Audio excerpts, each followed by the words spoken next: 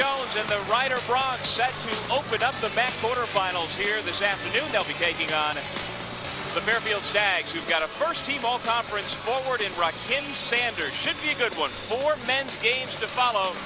It's Farfield and Ryder coming up next.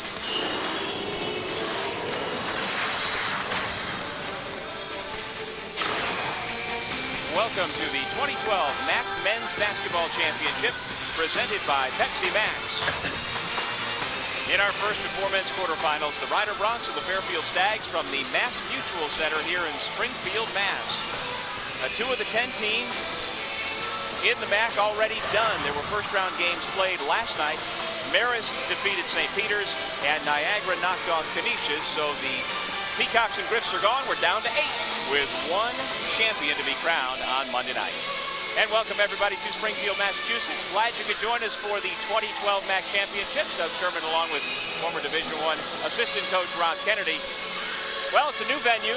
Same old story though, survive in advance. And certainly coming into the tournament, there's no question that Iona is the favorite. And why not? They had a terrific regular season, and they've got 3 of the best players in the MAC, in Scott Machado, Mike Glover, as well as Momo Jones. But I'll tell you what, after that, I think it's wide open as to who's going to be able to challenge those Gales. This first game, our one-on-one, we're talking about a familiar foe. I need, If I need some more of myself. Actually, could I have quite a lot more of myself audio-wise? If you or Mr. Turo can hear me. Wow, Mr. Toro. There you go. I like it. Got to suck up when you're asking for something.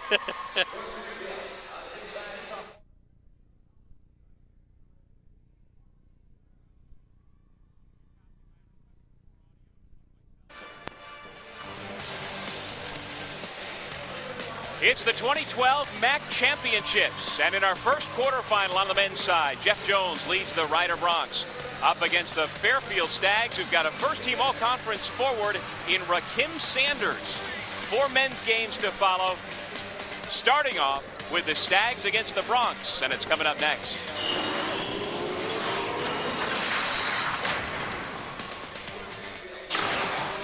Welcome to the 2012 MAC Men's Basketball Championship, presented by Pepsi Max. In our first of 4 men's quarterfinals, it's the Ryder Bronx against the Farfield Stags, playing for a spot in the semis.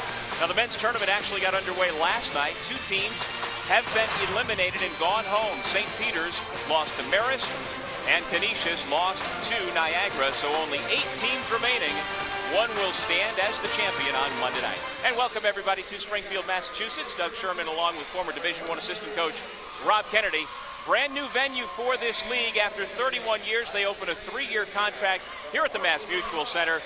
So it's a new place, but it's the same old story, survive in advance. And everybody's chasing Iona. The regular season champs, they are the prohibitive favorite coming in, and why not, Doug? They've got 3 of the best players in the league.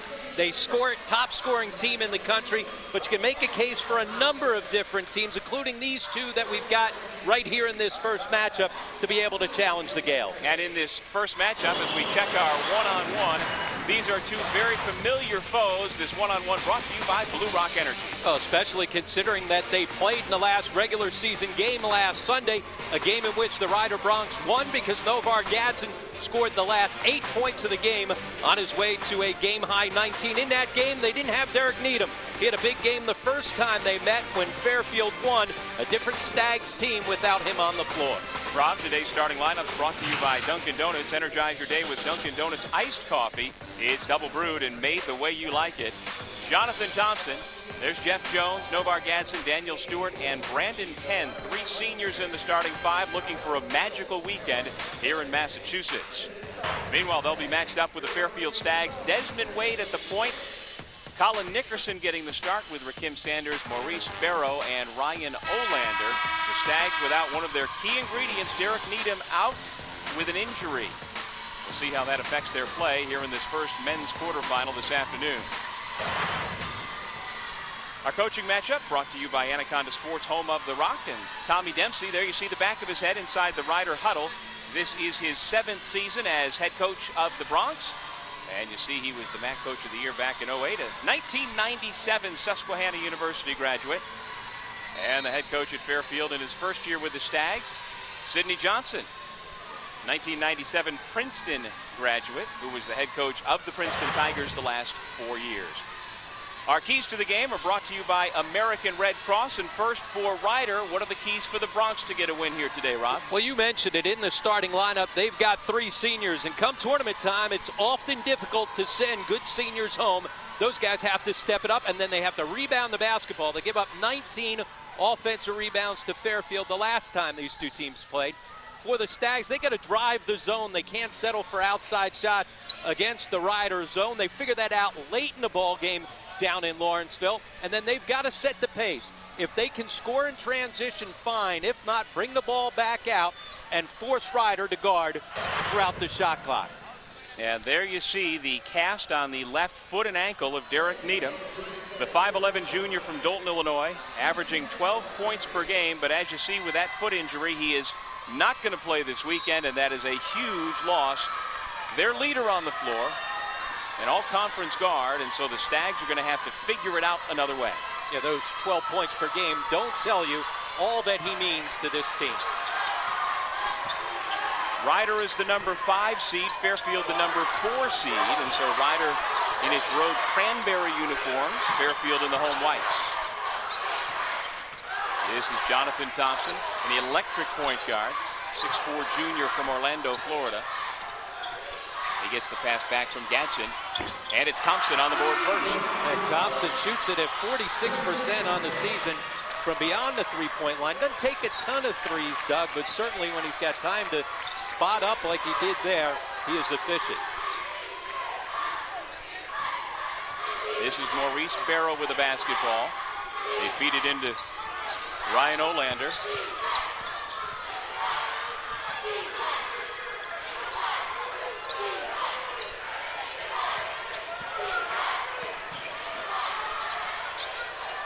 Shot clock down to 5, and then the reach-in foul called against Novar Gadsden. Well, Fairfield, as you see, comes in with a 17-13 overall record. They were picked in the preseason coaches poll number 2, but with all the moving parts and a new head coach in Sidney Johnson, it took them a while to get going. And just as they hit their stride in February, the Needham injury comes, but by and large, this is still a very dangerous team here this weekend, Rob. Especially because of their defense. You saw that stat. They lead the MAC in scoring defense, and if you're going to win games 3 in a row, you got to be able to step up and stop people. Daniel Stewart, a little too strong off the window.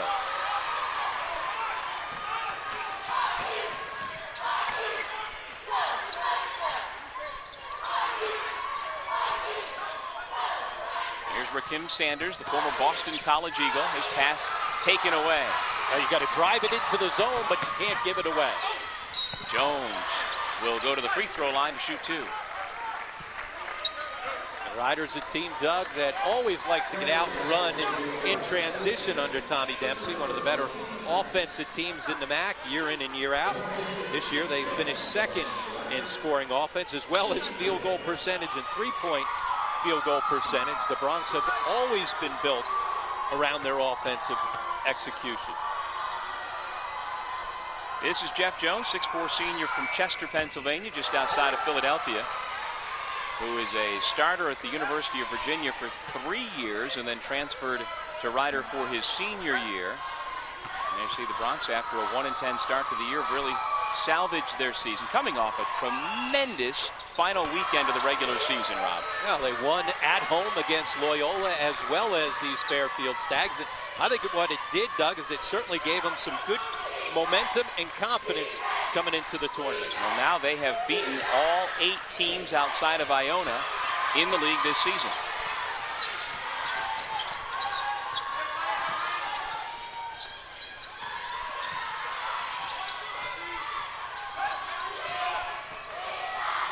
Just over 2 minutes gone here in our first quarterfinal of the MAC championship.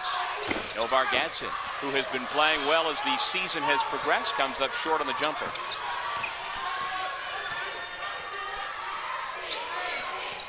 Here goes Sanders again along the baseline, and again he loses it but gets it back. but couldn't finish. He's got to be able to finish those. Nobody can handle him off the bounce when he's on his way to the rim. Nice job by Thompson to break the pressure. And the foul will send Daniel Stewart to the free throw line. The Bronx once again out in transition. Good job moving without the basketball that time by Stewart to get himself to an open spot so that Jonathan Thompson was able to find him.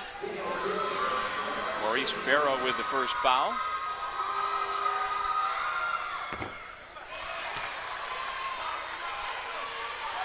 Well, Daniel Stewart is the only Bronx to play all 31 games this year for Rider, between injuries and suspensions and ineligibility. Rider and head coach Tommy Dempsey has had a hard time keeping the unit together. Even a week with the norovirus going around campus. They lost Junior Fortunat as well as Eddie Mitchell to a game up in Western New York because of that. And certainly it has been an interesting and trying season at times for Tommy Dempsey. But talking to him earlier today, he said, you know what, now we're just to the point where we are what we are. And so now we just got to go play. We've got 3 seniors who have the ability to carry us. Let's see what happens. Sanders was the last to touch.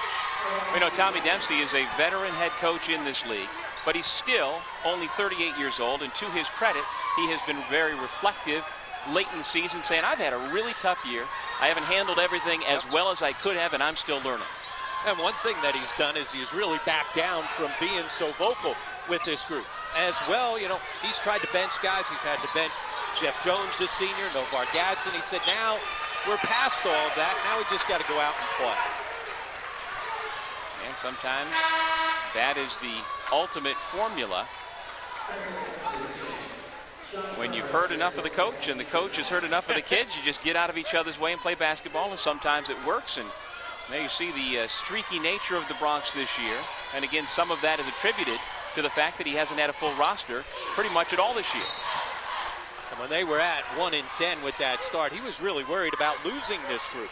Novar Gadsden got off to an awful start to the season, and part of that was because of the fact that he was coming off that microfracture surgery, and he wasn't quite as explosive as he had been. Remember, this is a guy who's a preseason first-team all-conference selection. Did not play like that early, but has played like that lately. Yeah, his last 5 games that he's played, Gadsden has averaged 19.6 points per game. So certainly looking much more like a first-team all-conference player. Shot clock down to 5. Sanders with the spin. This time he's able to finish. And the Stags are on the board nearly 4 minutes in. And the Bronx do not have an answer for him defensively when Rakim Sanders gets ahead of steam heading to the rim. Foul on the perimeter against Wade. And the University of Houston transfer picks up his first and the third against Farfield.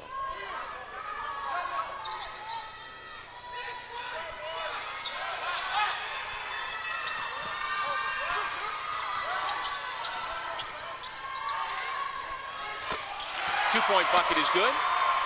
Down it for Jeff Jones. Sean Crawford with the basketball off the bench for Farfield. He has replaced Colin Nickerson. And what that allows at times for Wade to get off the ball. And Crawford can stick that 3. Yeah, Crawford 35% on the season, coming in from beyond the three-point line, but had really struggled in his last 3 games. And the other Fairfield regular in the backcourt, Jamel Fields, has come to the scorers table. So even without Derek Needham, Fairfield certainly has other options. Chance for a 3-point play for Jonathan Thompson. Timeout here in Springfield, Mass, as Jeff Jones and the Rider Bronx have a 5-point early lead.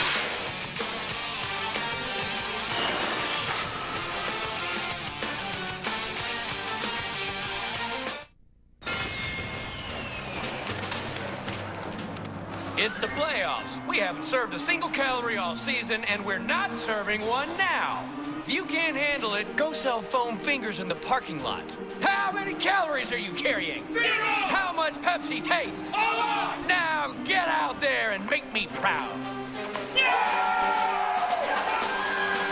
Pepsi Max, 0 calories, maximum Pepsi taste. The Metro Atlantic Athletic Conference has provided thrills and excitement to college basketball fans for over 30 years. Now you can get an inside look at the league schools and its student athletes by visiting the MAC Experience at the Naismith Memorial Basketball Hall of Fame in Springfield, Massachusetts. Check out the MAC's rich history and be sure to take in the featured video, A Day in the Life of a MAC Student Athlete. Don't miss the MAC Experience at the Basketball Hall of Fame. For more information, visit hoophall.com. Anaconda Sports, your sports authority, proudly supporting local high school athletes throughout the region. We want to thank all the teams and coaches that have made Anaconda the #1 dealer in the Northeast. Football, baseball, basketball, soccer, whatever your sport, Anaconda has what you're looking for. From the latest gear and team uniforms to logo shirts and hats for your company. Make Anaconda your connection. Hey, if you want to go for sports equipment, go to Anaconda Sports. It's awesome, baby. The Pepsi Max National Mac Game of the Week is brought to you by Pepsi Max. 0 calories, maximum Pepsi taste. Blue Rock Energy. Blue Rock Energy saves you money on electricity and natural gas. Blue Rock Energy, putting people in power. The American Red Cross, encouraging you to do something that means something. Anaconda Sports, home of the Rock, is proud to sponsor the MAC. And by Geico. 15 minutes could save you 15% or more on car insurance. See how much you could save when you visit geico.com. Back in Springfield, Massachusetts, our first men's quarterfinal has Rider with the early 5-point lead. MAC fans, VIP and club seats are on sale for the 2012 MAC Basketball Championships. Individual session seats start at $50 for women's games and $75 for men's games. For more information, visit Massachusetts.com or Ticketmaster.com. Well, this is early Saturday afternoon. We've got 3 more men's quarterfinals today.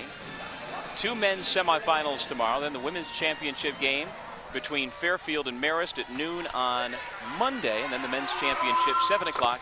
That'll be on ESPN2 between 2 teams still to be determined. But plenty of basketball here this weekend if you'd like to come out and join us here at the Mass Mutual Center in Springfield. 3-guard look now for Fairfield with Jamel Fields into the game. He's taken the place of Ryan Olander, who picked up his second personal foul right before that timeout. Jones clears the Crawford miss.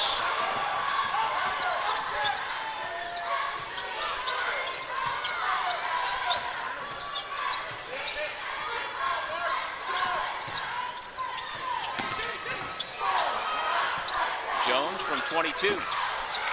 Long rebound comes to the hands of Desmond Wade, the former University of Houston Cougar, who knows a thing or two about postseason tournament magic. Well, no magic on that drive to the bucket. Yeah, he had a magic run his last season at Houston, where Tom Pender's team came from way back in the regular season standings to capture the Conference USA tournament championship. Now, they were the #7 seed, was Houston. And Wade really was the catalyst. In 4 tournament games, he had 1 turnover as the point guard. And remember, that's a Houston team that got up and down the floor in transition, so he had plenty of opportunities to turn it over. And this is Wade with a basketball. Quick pass to Barrow, but his interior pass taken away. And that's why all those interior passes, put it to the floor, bounce pass gets there. It's so much harder for the defense to get a deflection on the bounce pass, especially out of the zone. Your tendency in the zone, Doug, is to get your hands high. You're not going to get that pass. Had a big mismatch on the low post. Crawford and Gadsden were tied up.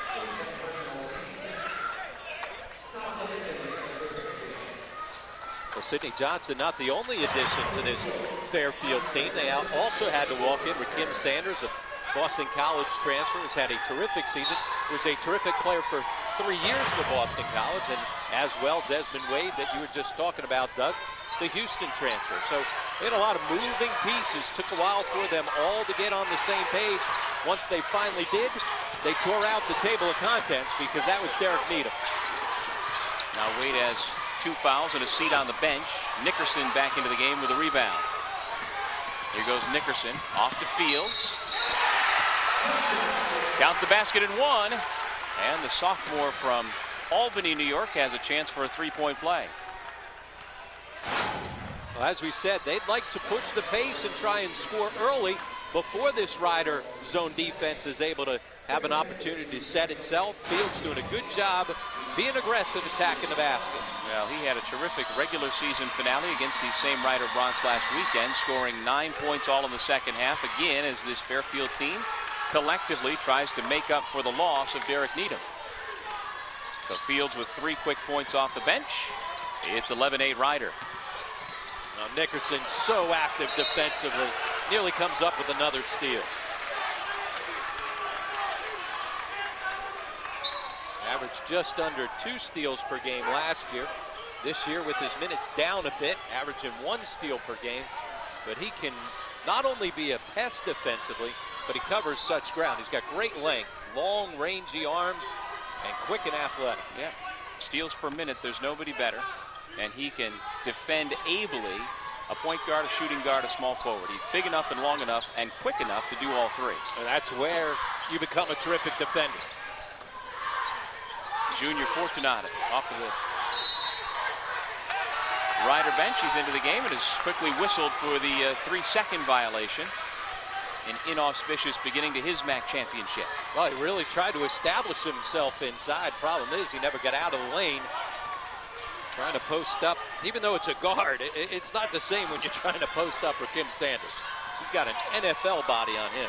Well, perhaps something lost in translation. Young man from Quebec, played a couple of years of high school basketball in Philadelphia. And in his first year as a Rider University Bronx.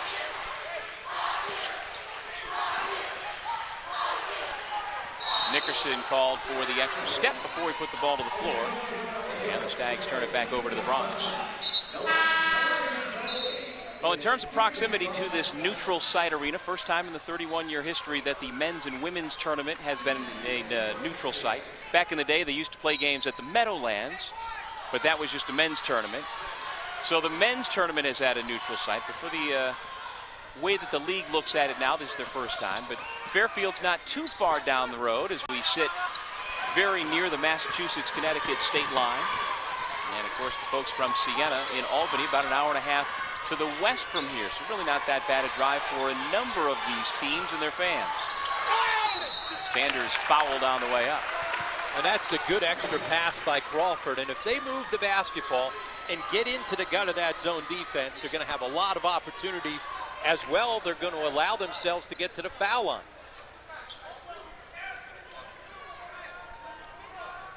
First foul on Fortunat. And so Rakim Sanders, one of the tri-captains.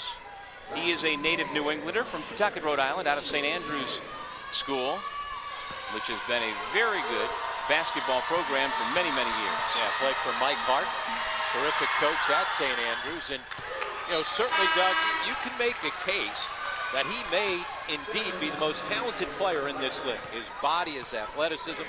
But if he's not the most talented, he certainly is the most unique talent. His size and upper body strength for a guard and his ability to take guards inside and punish them, or take bigs out on the perimeter and then be able to go by them, makes him a really tough guy to handle. Well, from the moment he stepped onto the Boston College campus, he was a double-figure scorer. As a freshman, he averaged 11.3. As a sophomore, 12.9. And as a junior, 11.3. Added all up, he was a 1,000-point scorer in the ACC, and yet transferred to Fairfield for another opportunity. And it's amazing how often, as with Jeff Jones for Rider, 3 years in the ACC at Virginia, guys nowadays don't see the stigma, don't see a problem with transferring back for one final year of eligibility. Worked out well for both this year. When we come back, we will hear from Rider head coach Tommy Dempsey, his club on top by 1. Hey, what are you drinking? Dunkin' Ice. Biggest iced coffee I can get. Iced coffee helps me keep up. I love iced coffee. Drinking Dunkin'. I'm drinking Dunkin'. Drinking Dunkin'. Dunkin'. Iced coffee. I run on Dunkin' Iced Coffee. America runs on Dunkin' Coffee.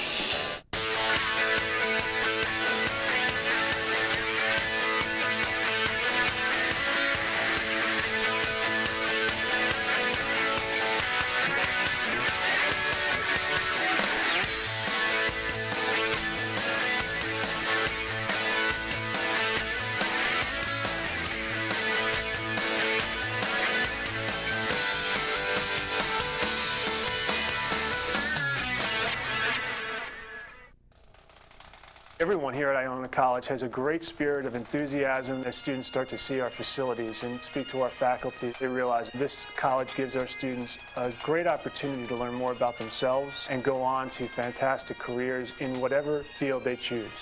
The first thing that strikes you when you arrive at campus is the beautiful buildings and grounds. But above all, Iona focuses on students and student success. And Iona is an institution that changes lives. Hey, what are you drinking? I'm drinking Dunkin'. Coffee. Black, straight up. Extra cream, 3 sugars. French vanilla. Iced coffee for me. Iced coffee with a turbo shot. I'm drinking Dunkin'. I'm drinking Dunkin'. I'm drinking Dunkin'. Drinking Dunkin'. America runs on Dunkin' Coffee. Back here at the Mass Mutual Center in Springfield with Riders. Tom Dempsey. Coach, you got off to the quick lead. What are your thoughts right now in the first half? I think it's a typical first round of a tournament. The guys are feeling each other out, working through the nerves. Been a little bit sloppy, but I think that we're in a good pace. I think we're in a good place. All right, thanks, Coach. Back to you guys. Thank you, Vin Parisi, the third member of our broadcast team here this afternoon for the first of our 4 men's quarterfinals of the MAC championships. Last night, the MAC inducted the 2012 honor roll class. Riders recipients were 1995 graduate Jennifer Feeney Lovell and 1993 graduate Derek Suber. Feeney Lovell is the 4th all-time leading scorer for the Bronx with over 1,200 points. Suber made the game-winning basket in the 1993 Northeast Conference Championship game and the Riders' first ever NCAA tournament appearance. And of course that preceded their joining the MAC by a couple of years, but that was a game in the Bronx Zoo that was nationally televised on ESPN, and a lot of people saw that and saw the terrific energy in that building. And Timmy Capstraw, the coach at Wagner, wants that tape burned. He said they keep playing it all the time. See Capper now the fine voice of the New Jersey Nets on the radio. But that shot by Derek Suber certainly was the start of something special at Rider. Kevin Bannon was here last night, as well as a number of Derek's teammates. Mark Wilcox and a couple others, so a terrific night over at the Hall of Fame. Yep, saw Coach Bannon here today before the ball game as well. Daniel Stewart with the lefty finish. Yeah, good finish around the rim. If you're going to be an accomplished scorer inside, you got to be able to finish with either hand up. Young man averages over 11 points and 6.7 rebounds per game. Very productive sophomore coming off his Rookie of the Year performance 2 years ago. Although I guess it would be last year, even though we're a full season removed from his Rookie of the Year. 10 seconds on the shot clock. Crawford kicks to Nickerson. No time to waste if you're Jamel Fields, and he gets tied up. And it's a shot clock violation. Well, again, no Derek Needham, out with the injury. And Desmond Wade, their now starting point guard once again, on the bench with 2 personal fouls, and you see a shot clock violation. Needham's a guy that's going to go get the ball, be aware of the shot clock, as well a guy that can make a play for himself. So late in the shot clock, sometimes it's not just knowing how much time there is, but being able to make a play for yourself, and certainly he can do that. And there is what Nickerson does best. Take the ball away. Fields off the ball fake, gives to Sanders, who again bobbles and misses an opportunity for an easy 2. And he has not been sharp early. Misfires. Fields, though, bringing energy off the bench. Possession extends for Fairfield. Crawford from the corner. He hit the side of the backboard. Sloppy, ugly possession from beginning to end for Fairfield. Another ugly possession like that. Oh, wow, a block call. That is a tough call. I'll tell you what, early on the officials have called it really tight outside. That's to the benefit of Rider. See this good man-to-man defense right there by Crawford. Looked like the off arm. 9 times out of 10, that ball goes the other way. That should have gone the other way. You can't guard any better than that. Instead, it's the first personal on Crawford. Another deflection for Fairfield. They've been active defensively, and a quick whistle does not help them out. Thompson misses the step back.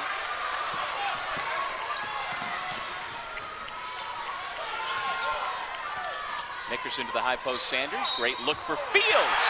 And another opportunity for 3. We've seen him attack the rim a couple of times. That time, absorbing a ton of contact and still being able to finish this. Remember, that's Junior Fortuna. That is a big body that he bangs into. He's excited right there as he pounds his chest, and why not? That's the way to go aggressively to the rim.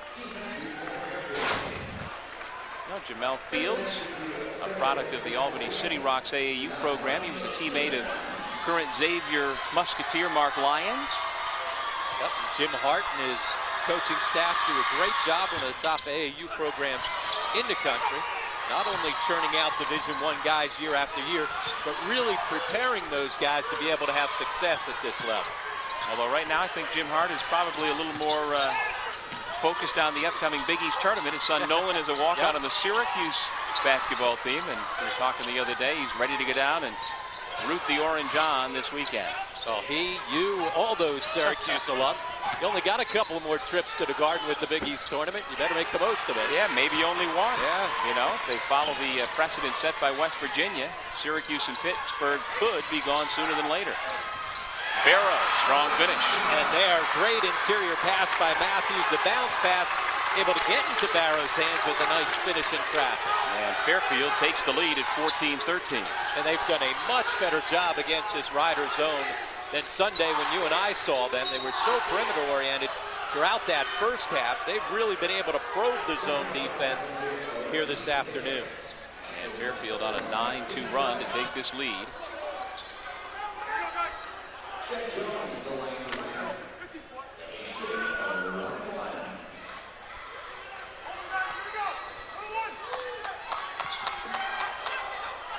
Seventh team foul committed by Fairfield, so Jones at the line for a 1-and-1.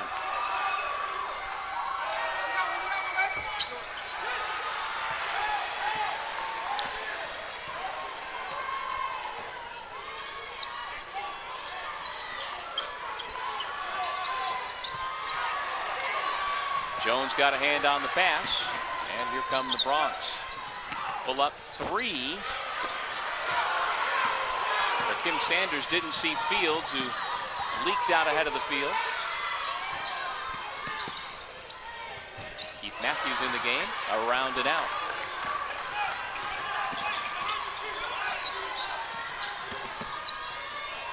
There's Fields again with a takeaway. He's been shot out of a cannon since coming off the bench. And as you said, he had a really good game in their last meeting Sunday down in Lawrenceville. That is carried over to this afternoon.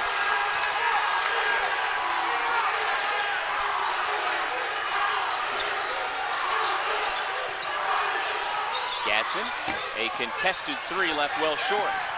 And it's been all Fairfield the last several minutes. Because of their defense. I mean, they have not been sharp at the offensive end, but they have been aggressive and challenging shots at the defensive end. And at the next stoppage, Fairfield will bring its two players with two personals back into the game. Sanders, no. The tip is good. Keith Matthews. And so the Fairfield bench continues to produce. And forcing Tommy Dempsey to take a timeout here because of the energy that we've seen from Fairfield over the last couple of possessions. They've been able to turn defense into offense. The guy at the receiving end, Jamel Fields, been a big part of that. He has had really good energy, and his teammates have fed off of it. It is a 13-2 Fairfield run, and Sidney Johnson, who over the last 4 years was head coach at Princeton, last year was the Ivy League Coach of the Year, led them to the NCAA tournament where they put a big scare into John Calipari's Kentucky Wildcats, hoping to follow that path again this year with a new team.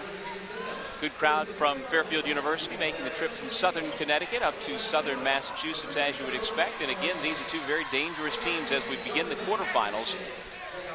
Fairfield is the number 4 seed, having gone 12-6 in league play. And Rider is the number 5 seed at 10-8. And dangerous for different reasons for both teams. Fairfield dangerous because of their defense. On the other side, Rider dangerous because they've got a number of different guys that could, on any given night, tag you for 20-25. Whether it's Jones, Penn, Gadsden, those three seniors in particular have the ability to really put it on the board. And the winner of this ball game will move into tomorrow's 2 o'clock semifinal to face the winner of our next quarterfinal between top-seeded Iona and number 8 seed Marist. There's our media timeout. Novar Gadsden and the Rider Broncs have run into a brick wall. They're down by 5.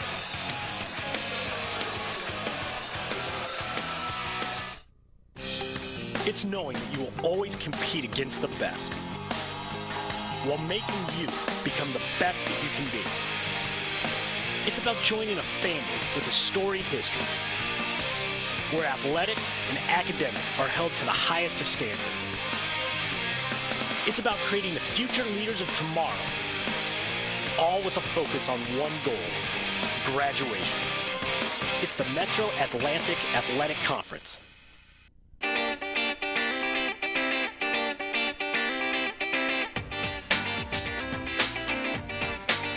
I'm Sienna. Hi, I'm Sienna. I am Sienna. I am Sienna. I am Sienna. Sienna College offers an exceptional private education with a unique foundation of liberal arts, career preparation, and Franciscan values. That's the worst half of football I've ever seen. Are you telling me we can't do this? I got this, Coach. You know, people said, Pepsi Max? You can't get maximum Pepsi taste with 0 calories. Who said that? But Pepsi Max didn't listen. We just delivered it. So get out there and taste that sweet 0-calorie victory. The little guy's right. Pepsi Max. 0 calories, maximum Pepsi taste. You validate parking. Here's Tommy Dempsey's Rider Broncs down by 5. Late in the first half here in Springfield. MAC fans, Loyola University Maryland is playing in the Hall of Fame tip-off tournament at Mohegan Sun Arena. And Marist College is a participant in the Old Spice Classic at the HP Fieldhouse in Orlando, Florida. That'll be next season. And a terrific opportunity, if you are a fan of either of those schools, to get either to Uncasville or down to the Florida Sun in late November. And certainly these Fairfield Stags, they played down in the Old Spice Classic earlier this season. Old Spice has certainly become one of the premier early season exempt tournaments. And the MAC, as the host each year, has a MAC representative in it. And that certainly has been a big benefit for this league.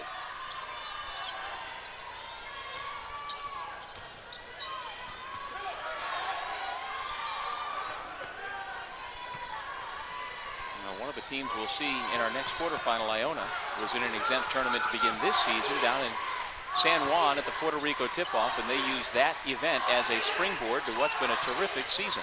And Scott Machado made it his own personal springboard to be able to show all those NBA scouts that he's got the ability to be able to play at the next level, and then he's been able to back that up just about every other time out throughout the rest of the season. Yeah, those exempt events are great for the mid-majors to get the opportunity for some national exposure, the extra games, to help your RPI, to play some better teams you never get a chance to play, certainly at home, and even harder to get on a neutral site. So you get that opportunity. Nickerson's called for the traveling violation. And if you think back, Jared Jordan did the same thing a couple of years ago. You're right. Down at the Old Spice Classic, put up a tremendous tournament, much like Scott Machado did down in San Juan this year, and then really used that to continue to get NBA scouts to come watch him play, and then had an opportunity to get a chance to go make an NBA roster. Yep, he wound up being a draft pick out of Marist College.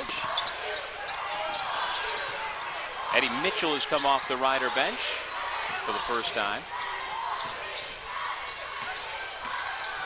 Gadsden's had a tough go against this Fairfield defense. But that's what he's got to do. Don't settle for jump shots. He's better when he's attacking the rim, even when he misses shots then.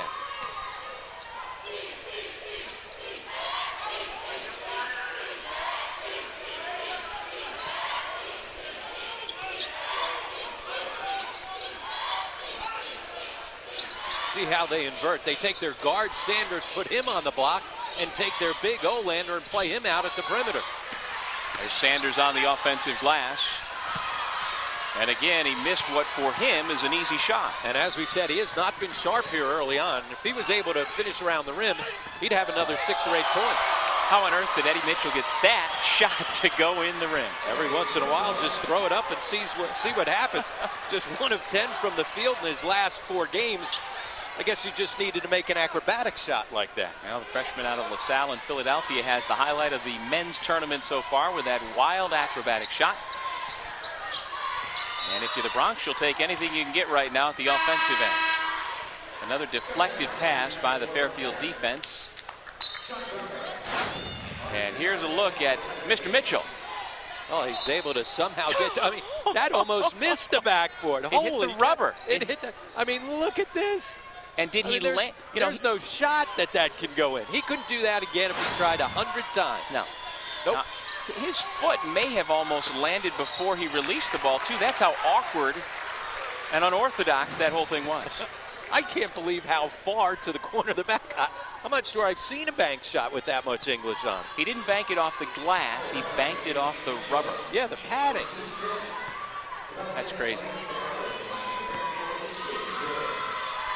Maurice Barrow at the free throw line, 6'5" sophomore from Hollis, Queens.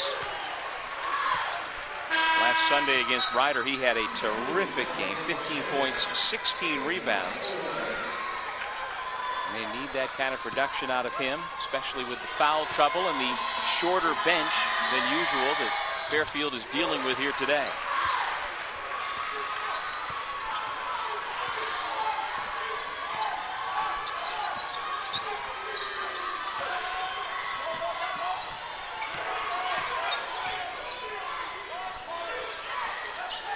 Jones lost the handle for a moment. Now gets it off to the point guard, Eddie Mitchell. And great on-the-ball defense by Sanders. Another strong move by Mitchell. And that time he just found himself in a mismatch. Had the bigger, stronger Keith Matthews trying to guard him on the perimeter. Took advantage of his quickness and able to finish again with a tough shot. And he's one of the guys who battled the neurovirus in mid-February on the team's trip out to Western New York to play Niagara and Canisius. Just over 4 minutes remaining here in the half. 2017 Fairfield. Wonder how many shots the Stags have missed point blank. And they've got at least 6 or 7 open circles on that shot clock right at the rim. You see Fairfield's bench. A real difference so far in this ball game, outscoring the Ryder bench by 8. Under 4 minutes remaining in the half. Crawford, Barrow, Matthews, Sanders, and Fields on the floor for the Stags. Crawford from that corner. Barrow, weak side rebound, and Stewart blocked the shot. Here come the Bronx. Jeff Jones with an acrobatic shot of his own, but he's whistled for the foul.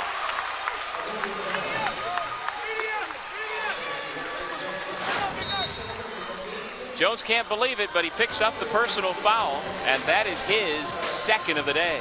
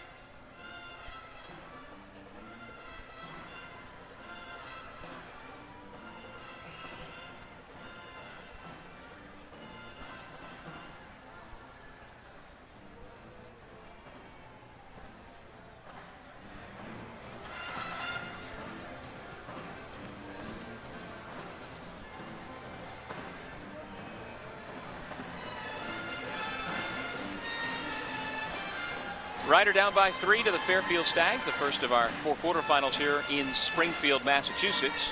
And be sure to register at the Basketball Hall of Fame, which is not far from where we sit, tomorrow at 11 a.m. to participate in the MAC Bounce to the Arena, sponsored by Xfinity. The bounce starts at 12:30 p.m., where participants will receive a basketball that they can bounce along a planned route to the Mass Mutual Center right here where we sit. Participants will also receive admission to the men's semifinal games of the MAC Championships. For more information, log on to Massachusetts.com. We've been talking so much about Derek Needham and the Fairfield Stags. Rider also missing a very important player in its backcourt. Anthony Miles, who averaged over 10 points per game, and really, Doug, was playing his best basketball right before he got hurt in that Bracket Busters game against Albany. Had averaged over 13 a game in his last 5, and that puts him down a ball handler as well as another scorer throughout this tournament. Now, earlier in the year, Tommy Dempsey said, as Sanders is called for the foul, that while they were 1-10, the low water mark was a loss at Marist. But when Miles got hurt up at Albany in that Bracket Busters game, that's another low water mark, because that Albany team was missing 3 starters and really didn't have any reason beating this team. So not only Rider does it lose that game, it also loses Anthony Miles for the year with that hand injury. And again, it gave them another guy that they could spread the floor with. And they've got 5 guys that average in double figures, and that's when they are really at their best.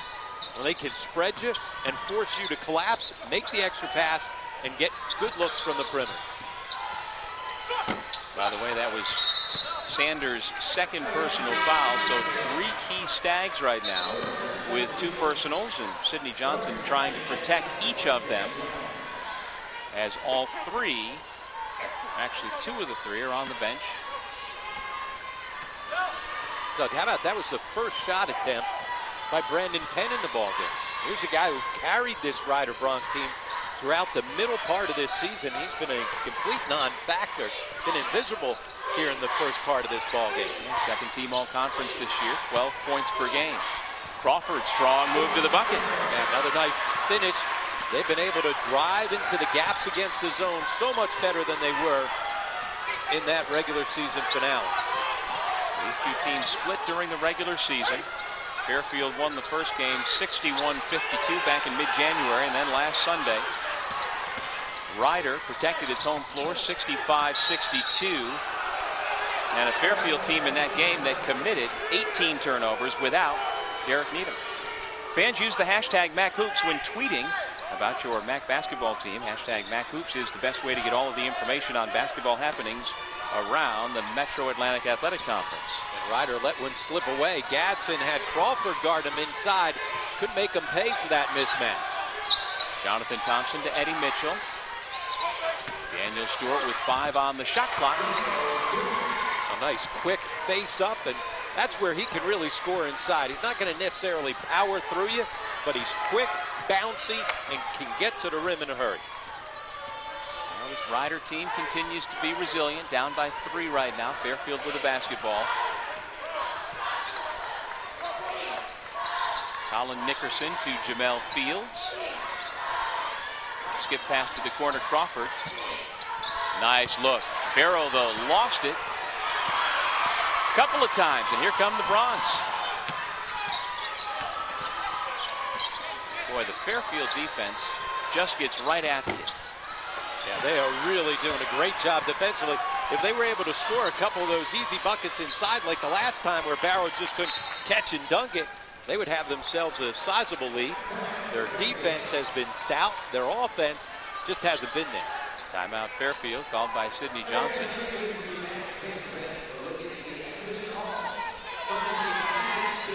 Well, coming up at halftime, we will sit down with MAC Commissioner Rich Enser and talk to him about this first year here in Springfield, Massachusetts, and why the 3-year contract was signed to come to a neutral site and how it's going. We'll also break down the brackets for you. And Coach Kennedy here will have a first half analysis and get you ready for the start of the second half. Rider University, located in Lawrenceville, New Jersey. That's right in the middle of the state, just north of Trenton, just south of Princeton. And just down the road from that man's alma mater, Princeton University. Meanwhile, Fairfield is one of the 2 relatively close schools in the MAC to where we sit here in Springfield. A minute 10 remaining here in the first half.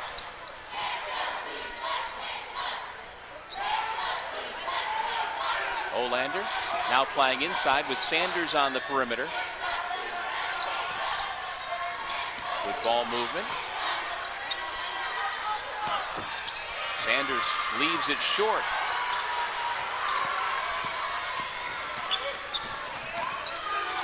Thompson hands to Penn. Good closeout by Nickerson. Just making Rider uncomfortable, playing at a speed they don't want to play at. And not allowing them anything easy.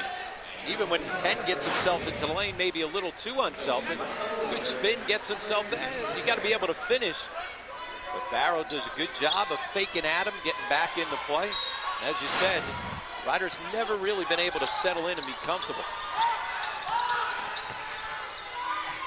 Gadsden travels.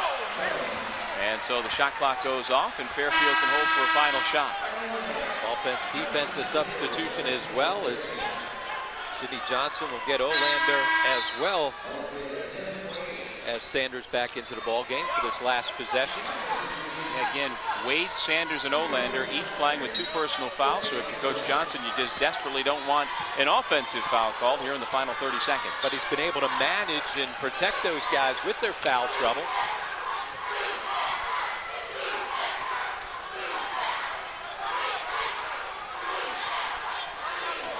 So the D Wade of the MAC tournament, Desmond Wade, winding down to about the 12-second mark.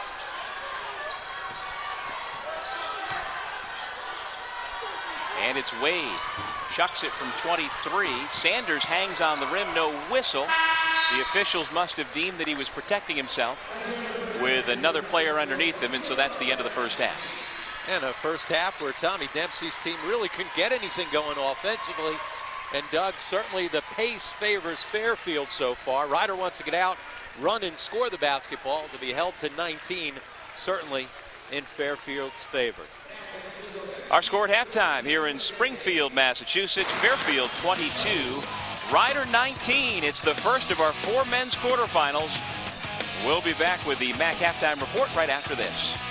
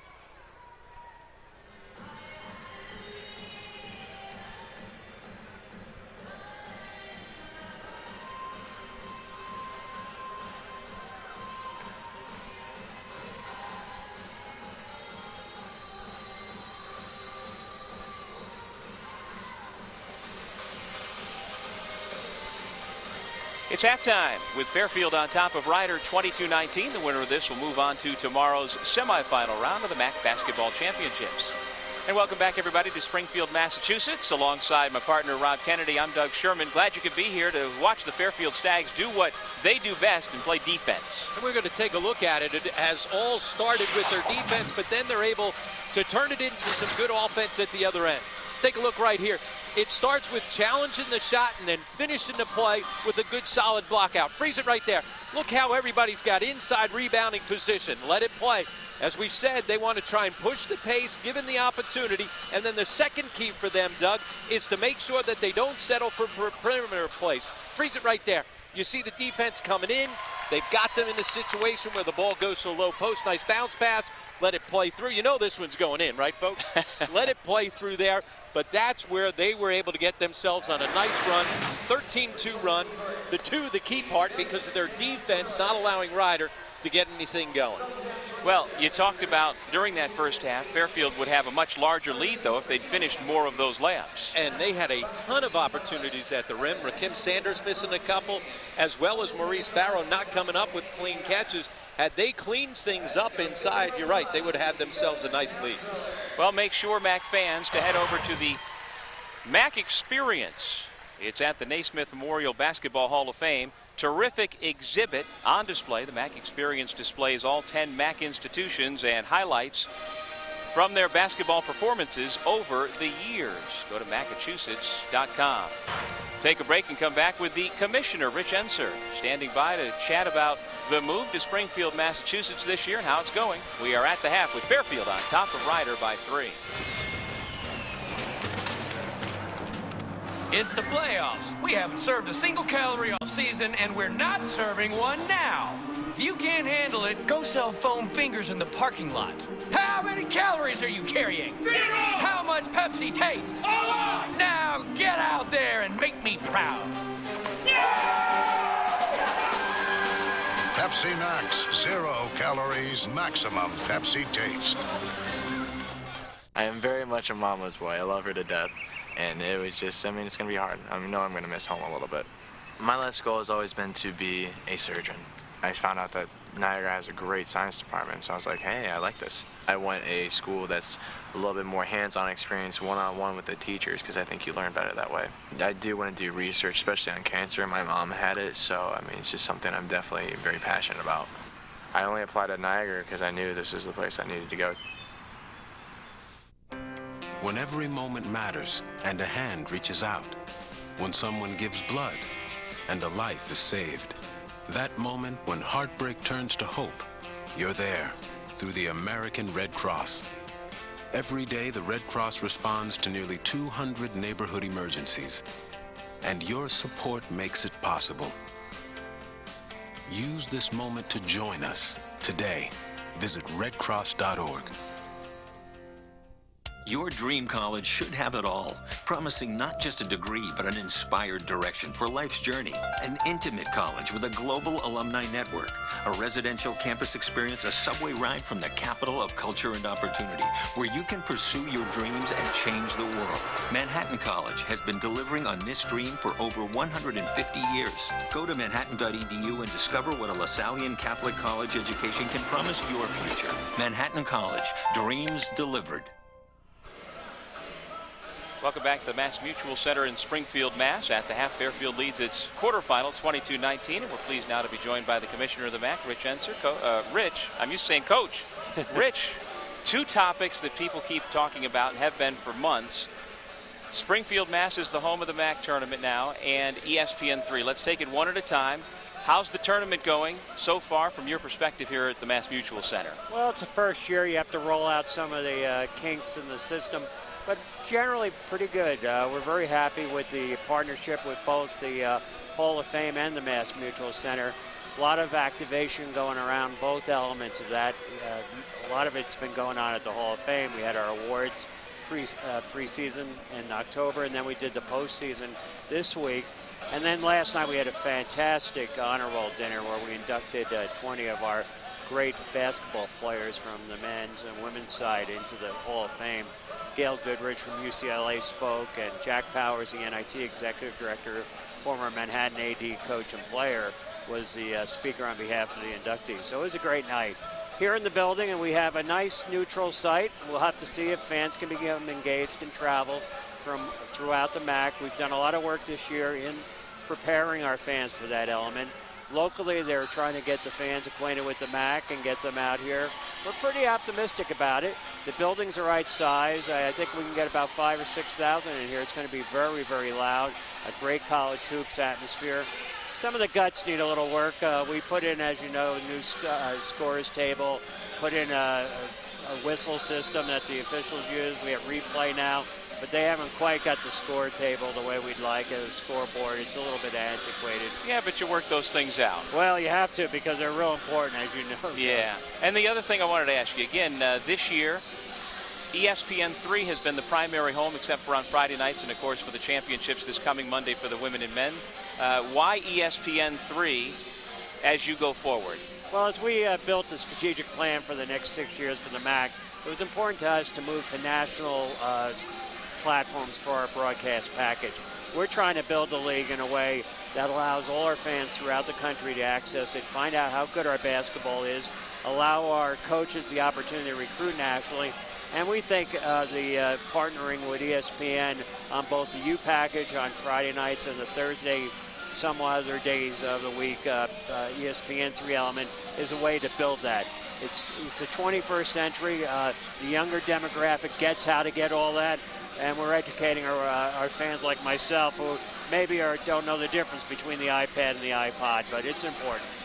All right, well, thanks for your time, and good luck for the whole weekend and heading up to the championship on Monday night. It should be a great tournament. Thanks. Okay, back with more of our halftime report in Springfield after this.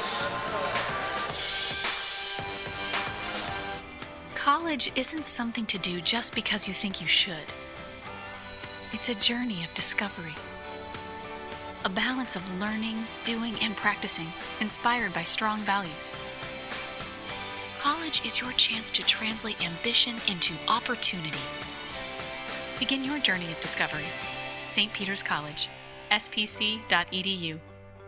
Spring Open House Saturday, April 21st at 10 a.m. The New Era Buffalo flagship store features exclusive, limited edition product that can't be found anywhere else.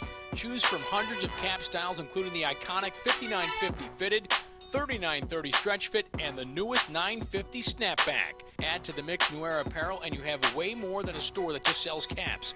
You have a destination for a complete look. Stop by and visit us at 160 Delaware Avenue for your Sabres gear and more. Open Monday through Saturday, 10 a.m. until 6 p.m. Canisius College is committed to academic and athletic excellence. The Jesuit tradition prepares students for a lifetime of service. From the classroom to hands-on experience, Canisius students are ready to succeed. Canisius College, where leaders are made. Welcome to the edge. For the glory of the Division I MAC Men's and Women's Basketball Championships. March 1st through the 5th at Mass Mutual Center in Springfield. Action guaranteed to have you on the edge of your seat. All the way with the slam dunk. The way to the NCAA, the MAC Championship. March 1st through the 5th at Mass Mutual Center. Grab your tickets at Ticketmaster.com, Massachusetts.com, or at the Mass Mutual Center box office. We're back at the 2012 MAC Basketball Championships presented by Pepsi Max. And in our first quarterfinal on the men's side, the Stags have a 3-point lead. The winner of this ball game will advance to tomorrow's semifinals to take on the winner of our next quarterfinal between the regular season champion Iona Gales and the Marist Red Foxes. Tonight, our quarterfinal matchups, Loyola versus Niagara at 7:30, and then the nightcap, Siena against Manhattan, all on ESPN3, all here from Springfield, Mass. Take another break and come back with our first half highlights as we get ready for the start of the second half.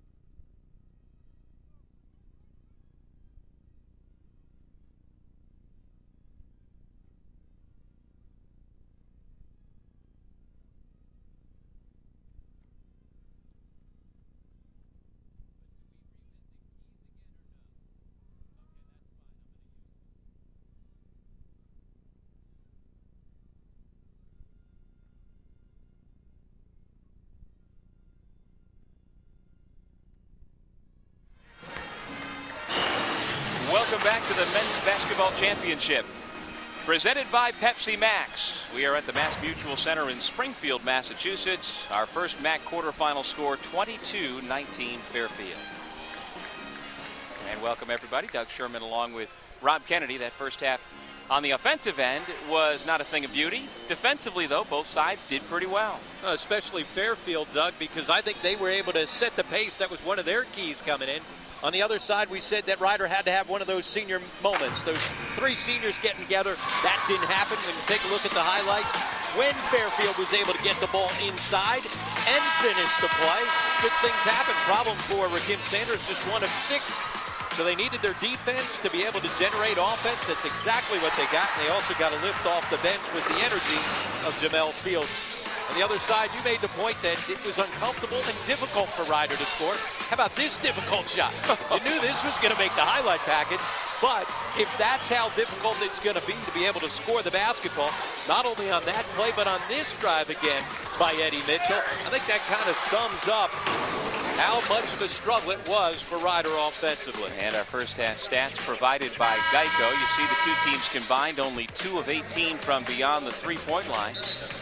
Going into the second half, what's going to be the difference, Coach? Well, for Ryder, it's got to be a senior moment. We talked about it. Well, the problem is the seniors had a senior moment. They've got to show up in the first half. 0 for 6 from the floor was Novar Gadsden. 0 for 2 was Brandon Penn. The only senior for that Ryder team that scored was Jeff Jones on just 1 of 2 from the field. So they've got to step it up if they're going to get themselves a win here in the quarterfinal. And collectively, those three averaged 36 points per game. And Jones, Gadsden, and Penn have a combined 4 so far as we revisit our Blue Rock Energy one-on-one. They said they were familiar, having played just a few days ago on Sunday down in Lawrenceville, maybe too familiar with what everybody else is running against them, because certainly the defense has been much better than the offense. Sanders, Barrow, Olander, Nickerson, and Wade, the starting 5 for the Stags. Ryder defensively with a stop on that first possession. It's Thompson at the point with Penn, Jones, Stewart, and Gadsden. And we start the second half with a block shot and a traveling violation.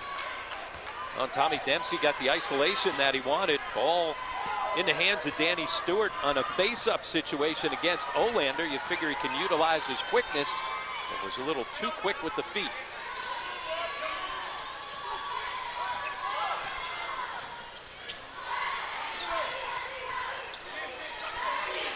Fairfield playing this MAC championship. Kick violation. And the shot clock will stay where it is because it was at 16, above the 15 threshold. So Fairfield will have it on the baseline. But again, the Stags playing without Derek Needham. No surgery required, but he does have a broken left foot. Suffered last Friday against Iona.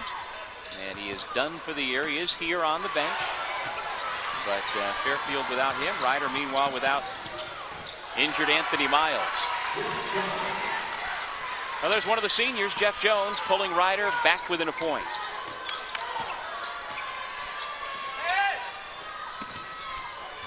Talked about a senior moment for Ryder.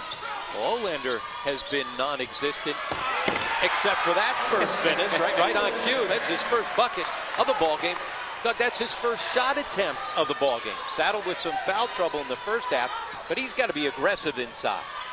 It's a busy weekend here in New England for the Olander family. His younger brother is a forward for UConn. Just down the road, the Huskies hosted Pittsburgh earlier today, and then the MAC championships here for the rest of the weekend. And UConn with a very important win in that matchup earlier today against Pittsburgh. And great to see Coach Calhoun back on the sideline just days after having back surgery.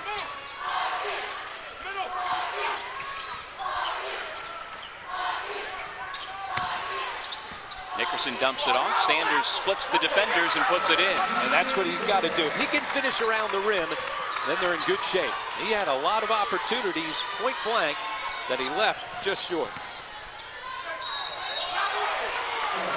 Traveling violation.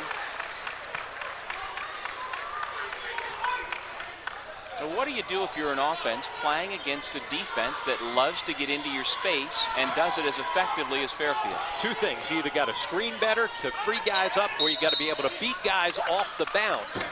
Those are two easiest ways to be able to beat pressure defense. And if you ask me, the screening is easier because if you don't have the people with the handle to be able to put it on the floor and get by that pressure, what do? Exactly. You need help. Yep, you got to run offense, you got to set some screens. You got to get yourself some separation from the defense. Nickerson, not much of a three-point threat, passed up the shot. Wade gets the pass and puts it up and in. And he is a three-point threat, especially when he gets that much time. 41% on the season, but even better inside a MAC play where he was 50% from three. Sanders the steal. Wade tried to finish it himself. And I don't think he really wanted to take that shot. He wanted to get the ball to Sanders, but the defense just backed off it. Boy, I'll tell you what, there were at least 3 times where Ryder had contact defensively on the pass. No whistle.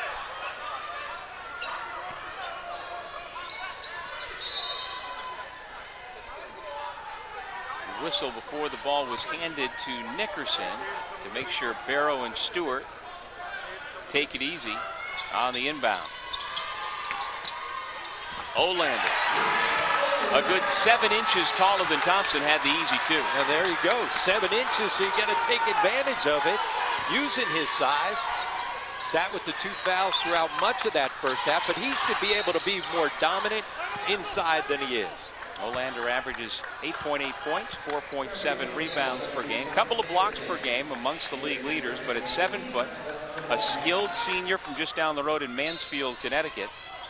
He was second team all-conference last year, but left off of the all-conference teams this year. Thompson just took an extra step. And Fairfield defense making it uncomfortable for the Ryder Broncs. And it starts with the ball pressure. Desmond Wade completely right up into Jonathan Thompson. Remember, Thompson has a good 6 to 7 inch height advantage, but Wade able to just get underneath of him. One of the reasons why they continue on this 7-0 run. Again, the O is why they're on the run. Jump ball. And the possession arrow will send it back the other direction in the possession of Ryder. See Olander saying, my bad. Well, you just got to catch, gather, and go throw it down on people. Wade goes out. Jamel Fields comes back into the ball game for Fairfield. And we shouldn't make it out like Wade replacing Needham at the point is a huge deal, in that Wade has made 24 starts this year. And as we've talked about, he is a veteran point guard. Nickerson blocked by Thompson. Jonathan Thompson might be the only guard in this league that can go make that play defensively at the rim. Terrific ball movement, and the foul call will send Sanders to the stripe. And Sanders starting to assert himself at this end of the floor. Both he and Olander, after quiet first halves, a little bit more aggressive here to start the second. You know, they list for Kim Sanders at 6'5", 210. He looks like an NFL tight end, and I can't believe he's only 210. As big and strong as he is, he looks to me, again, and there's a terrific view, like a guy who is the prototype NFL tight end to his size and skill set. Yeah. Can't you see him being Jimmy Graham? Yeah. I mean, another guy who's a basketball player. I mean, he just has that body that can punish people. You know, whether or not he goes and plays overseas basketball, but if I was an NFL guy, I'd start seeing if he'd be interested in going across the middle for some of those tough catches. Yeah, some basketball players won't want to do that, but certainly he would be an intriguing proposition, I would think. Of course, Jimmy Graham was a good college basketball player at the University of Miami with the Hurricanes. Didn't play football with the Canes. And along with Drew Brees, has become as dynamic a 1-2 quarterback tight end combination as there is in the NFL. There's Sanders. Barrow works the offensive glass. And somehow the ball makes it back into his hands. And Fields just couldn't pull the trigger. Well, you know what? Smart play, though, by Fields. He's just 26% on the season from beyond the 3. Well, now all of a sudden he says, you know what? I gave one up. I want this one. Probably should have taken a first one then. You know, when your percentage is like that, he and Nickerson both, they're fighting it mentally, you know? I know I should take this, but that's the worst thing you probably can do. But it's only natural. 5 minutes gone, second half. Our first men's quarterfinal, Ryder and Fairfield here in Springfield, Mass. At Fairfield, defense is relentless. And another hand on the basketball by the guy with the ball and his hands down. Nickerson doing a good job getting off his man and raking in the low post. Bad pass to the ankles of Fields, who gives his teammate a look. Well, that way Nickerson knew he wasn't going to pull the trigger on the three.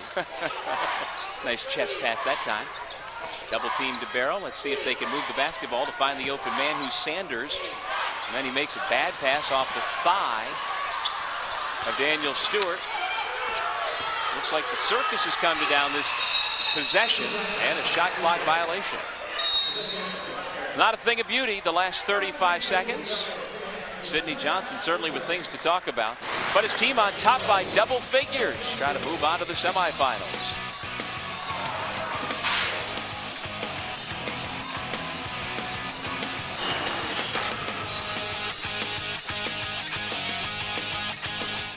Hey, what are you drinking?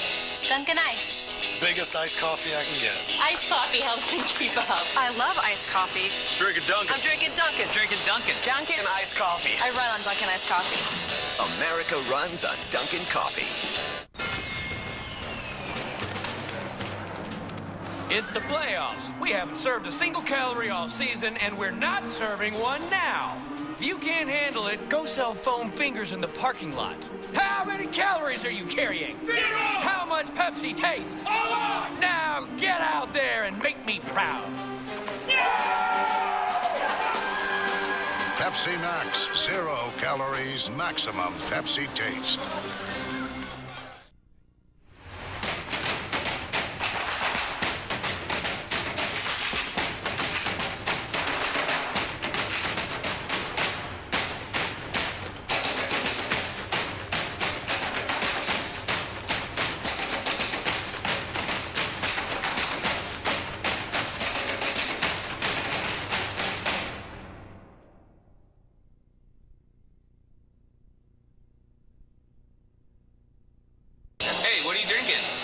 Dunkin'. Coffee.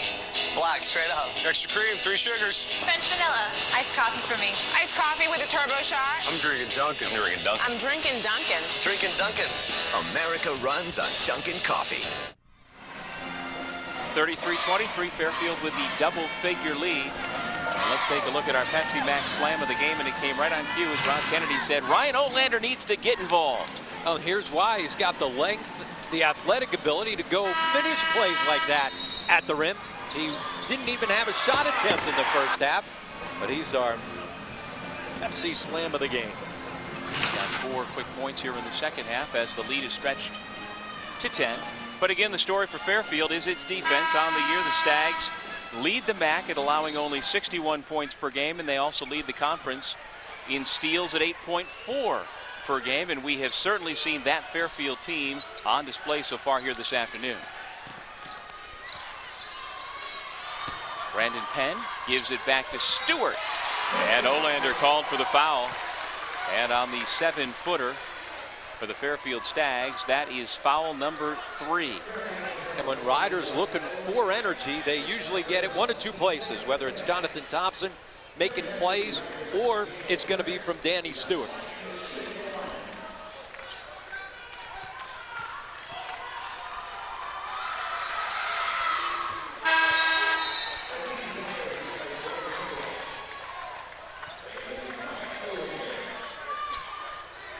Stewart and Jones lead Ryder with 8 points apiece. There you see Olander heading to the bench.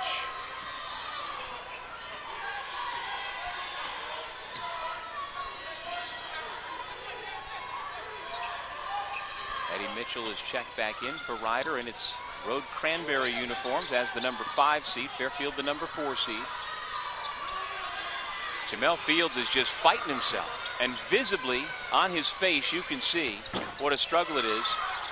And if you're a defender, if you're Ryder, you look at that and say, boy, I really am not going to guard you out there. Back off, and you know what Fields has to do? Don't worry about it. They're not guarding you. Go dribble into somebody. Don't start overthinking it, thinking that you've got to take the three just because you're open.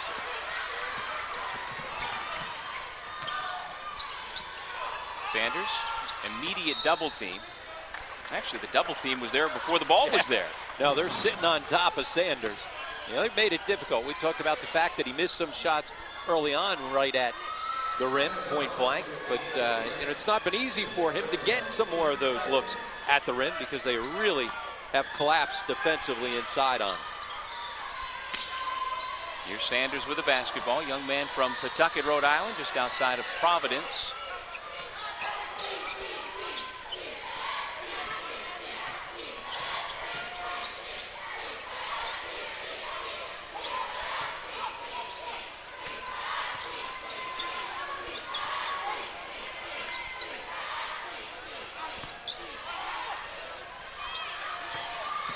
Fields to the left hand. Offensive foul. Well, again, because he's not comfortable taking that three-point shot, he's forced to put the ball to the rim. Good extra pass, good ball movement.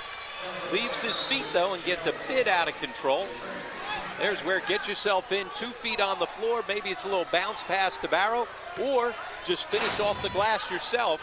But you can't leave your feet and give the defense an opportunity to step underneath you. John Thompson being hounded by Nickerson. Stewart leaves it short, and there's Nickerson with a rebound. And Ryder, one and done. They're not even challenging for offensive rebounds. They're just worrying about getting back in transition. Desmond Wade. And here comes Jeff Jones. Numbers for Ryder. Lob it up for Stewart. And Mitchell with the follow. Well, that's the pace that Ryder wants to see if they can't impose on this game. They've had a hard time getting out in transition. Timeout Fairfield, as Ryder has scored 5 quick points to cut what was a 10-point deficit in half. We'll take a break for the Mass Mutual Center in Springfield, Mass. 33-28, Fairfield on top in our first men's quarterfinal.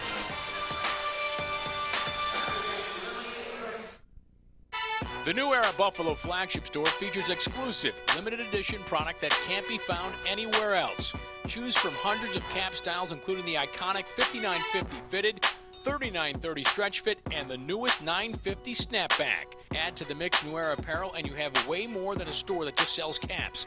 You have a destination for a complete look. Stop by and visit us at 160 Delaware Avenue for your Sabres gear and more. Open Monday through Saturday, 10 a.m. until 6 p.m.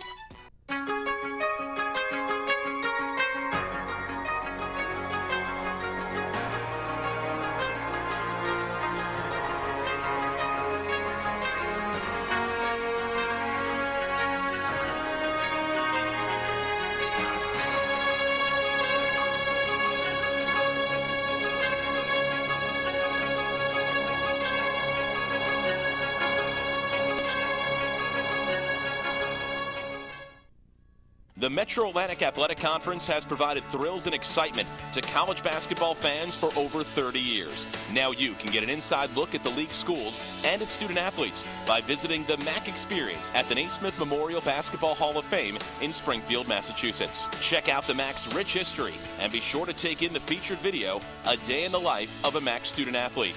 Don't miss the MAC Experience at the Basketball Hall of Fame. For more information, visit hoophall.com.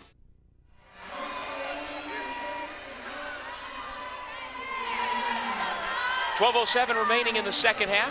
Ryder has cut the lead back to 5. Last night the match inducted the 2012 honor roll class. Fairfield's recipients were 2001 graduate Gail Strump Cheney and 1979 grad Joe DeSantis. Strump Cheney finished her career at Fairfield as the program's all-time leading scorer at over 1,800 points. DeSantis, Fairfield's second all-time leading scorer on the men's side, at 1,916 points in his career. And a couple of legends from that school's athletic department being honored by the MAC, and it's been a terrific initiative this year to be able to tip a cap to some of the great players from the past. And also do it inside the Basketball Hall of Fame makes it that much more special. Joe DeSantis, not only a terrific player, longtime assistant coach at Fairfield, 11 years as the head coach at Quinnipiac, and now still the voice of the Stags on the radio. Yeah, he and Bob Usler have been teamed for a number of years. They are upstairs, so we couldn't get a shot of them, but trust me, they are here, up in one of the hockey press boxes. This is the American Hockey League home of the Springfield Falcons, who are obviously on a road trip this weekend. It's all basketball here in Massachusetts today. Jamel Fields off the terrific look from Desmond Wade. Well, Wade got himself into the gut of that zone defense and didn't panic despite the fact that the shot clock was winding down. How about Jamel Fields in the regular season finale against Ryder scored 9. He's got 9 already here this afternoon. And he has Fairfield on top by 7. We'll take a break with 11:24 remaining in the second half. The winner moves on to the MAC semifinal round tomorrow.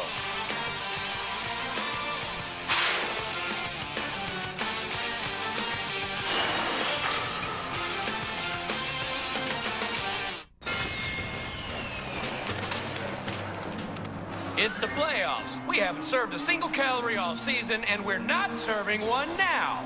If you can't handle it, go sell foam fingers in the parking lot. How many calories are you carrying? 0! How much Pepsi taste? Now get out there and make me proud. Pepsi Max, 0 calories, maximum Pepsi taste. You can't predict the future, but with the right education, you can be prepared. When you evolve as a person, develop mind, body, and spirit, adopt new perspectives, and adapt to your surroundings, strong truths will follow. Truths that will guide you for the rest of your life. Loyola University, Maryland. Strong truths, well lived. When every moment matters and a hand reaches out. When someone gives blood and a life is saved. That moment when heartbreak turns to hope. You're there through the American Red Cross. Every day, the Red Cross responds to nearly 200 neighborhood emergencies. And your support makes it possible. Use this moment to join us today. Visit redcross.org. Back here at the Mass Mutual Center with Fairfield, Sidney Johnson. Coach, you've kept this Ryder offense low scoring. You got to be happy about the defense. I'm really happy, but Tommy does such a good job that I'm figuring that with 11-24, they're going to come at us really hard, and we've got to be respectful of how good they are on offense. What do you want to see offensively from your group down the stretch? I'd love to see the ball go in a little bit more. I mean, they're sharing it, and they're doing a really good job, but some chippies at the rim and some outside shots going in would help us out a lot. Thanks so much, Coach. Back to you guys. Thank you, Vin. Just what Coach Kennedy's been saying right along. Missing some chippies inside, otherwise Fairfield would be well in control. Well, it's still not too late to come out to the 2012 MAC Basketball Championships here at the Mass Mutual Center in Springfield. You can purchase your tickets for the remaining games by logging on to Ticketmaster.com, by calling 1-800-745-3000, or right here at the Mass Mutual Center box office. The 2012 MAC Basketball Championships on the edge of glory. A women's champion will be crowned between either Fairfield or Marist. Noon tip on ESPNU Monday, and then the men's championship later that night at 7 o'clock. And still a lot to be decided. 8 teams still alive. 2 were eliminated last night in the first round. And Marist women went right to the edge, needed overtime in their semifinal win over Niagara, and they're going to get Sanders on a push-off underneath. Fairfield's been aggressive on the offensive glass all night. That's his third. Sanders has 3. Olander has 3. Nobody else on either side has more than 2. Mitchell and Thompson share the backcourt for Ryder. Gadsden, Jones, and Stewart on the floor as well. Gadsden, one of those seniors we've been waiting to see get going. And he needed that basket, and his team needed that basket. If they're going to make a run, you got to suspect that Novar Gadsden's got to be a big part of it. The last 5 games of the regular season he played as Barrow answers at the other end. Gadsden averaged nearly 20 points per game, but that three-pointer we just saw, his first points so far here this afternoon. Thompson for 3. So So Fairfield tries to change up. They go zone back-to-back possessions. Rider makes some pay with back-to-back threes. Got to get back to the man-to-man that's been so successful. Well, we heard Stags head coach Sidney Johnson coming out of that last timeout talk about his respect for Tommy Dempsey's Rider Bronx and knowing that we've got to respect the fact that they're going to come at us. A little too prophetic with that statement. Crawford. Ball tapped around. Comes down to Rakim Sanders.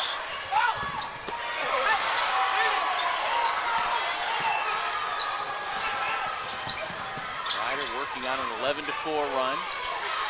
Chance to tie it. They were down by 10 just a few minutes ago. This for the tie. Well, that time out of the man-to-man. Wade a little late getting there. Plus, when he gets there, giving up a ton of size. Jeff Jones at 6'4", able to shoot over top of Wade at 5'8". Jones now with a game-high 11 points. Rakim Sanders has his pass deflected out of bounds. And one of the things when they throw it into Sanders, when Derek Needham's there, you kick it out to Derek Needham, and you're going to be able to play inside out.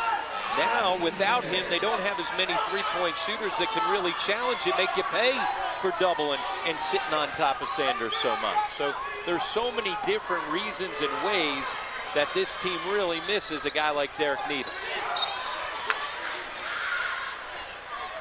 And there is the junior from just outside of Chicago, all-conference guard, who is out for the season with a broken left foot, suffered against Iona Friday before last. Wade. Rider basketball. Sidney Johnson looking for answers off the bench. Keith Matthews will come back in. And trying to find some more answers for his defense as they'll pick up and a little pressure. Extend the floor. Barrow takes a seat. Olander back in. Again, keep in mind, Olander is playing with 3 personal fouls. Sanders has 3, but he's on the bench at the moment.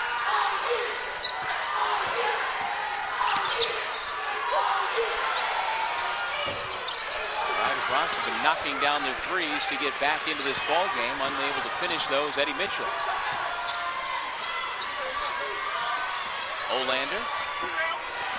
Matthews from the weak side. Well, they missed another chippy, but at times their best offense has been their offensive rebounding. Matthews there to clean it up. 6'5" sophomore from Sebastian, Florida, puts the Stags back on top. Eddie Mitchell! Wave it off, but my goodness, up and over the 7-footer. Wave it off. Say, you can't take that away. That is a good call, though. Olander had his position, but Eddie Mitchell, talk about fearless. Oh, my. That is a great attack of the rim, but a terrific call. John Hughes in terrific position to make it, send it the other way, and take away a certain highlight. You know what? That was so good, even though it didn't count. Show it again. My goodness. Eddie Mitchell at 6 feet just dunked over the 7-footer Ryan Olander and had room to spare. But credit Olander for giving up his body. Absolutely. Olander did what he was supposed to do, standing his ground and drawing the foul. Here goes Thompson. Back out to Novar Gadsden. And he spins to the lane and is fouled. If it's on Sanders, that's his 4th. It is on Rakim Sanders, so number 4 on the first-team all-conference power forward for the Fairfield Stags with 7:50 remaining in the ball game.